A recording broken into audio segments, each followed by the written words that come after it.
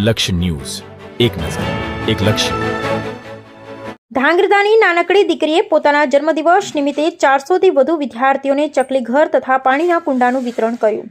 જન્મદિવસમાં લાખો રૂપિયાનો ખર્ચ કરી દેખાવો કરતા હોય છે તેવા લોકો માટે પ્રેરણા સ્વરૂપે આ કાર્ય કહેવાય. પ્રકૃતિનું જતન કરવું દરેક મનુષ્યનું કર્તવ્ય છે. પ્રકૃતિ આપણી સંસ્કૃતિ પણ છે. આજના ગ્લોબલ વોર્મિંગમાં નાનામાં નાના સૂક્ષ્મ જીવો, પ્રાણીઓ, પક્ષીઓ માટે રહેઠાણ, ખોરાક અને પાણી અમૂલ્ય છે.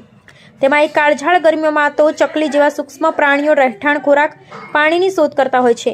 ધાંગધ્રા શહેરની નાનકડી દીકરી પોતાના જન્મદિવસ નિમિત્તે ધાંગધ્રા તાલુકાની નારીચાણા ગામે આવેલ પ્રાથમિક શાળા તથા ઉચ્ચ માધ્યમિક શાળામાં અભ્યાસ કરતા તમામ 400થી વધારે બાળકોને ચકલી ઘરો, પાણીના કુંડા તથા ચણદાનનું વિતરણ કરી અને સમાજ તથા બાળકોમાં પ્રેરણાલક્ષી કાર્ય કર્યું હતું. આ કાર્યને તમામ વિદ્યાર્થી તથા શિક્ષકગણોએ આવકાર્યો હતો અને લોકોને અને સમાજને એક અપીલ કરી હતી કે લાખો રૂપિયાનો ખર્ચ કરી જન્મદિવસની ઉજવણી કરવા, અબોલ પક્ષીઓ, અબોલ પ્રાણીઓ અને માનવ સેવા માટે ઉમદા કાર્ય કરી જન્મદિવસની ઉજવણી કરવી જોઈએ. Bureau report, Brijesh Trivedi, Surendranagar.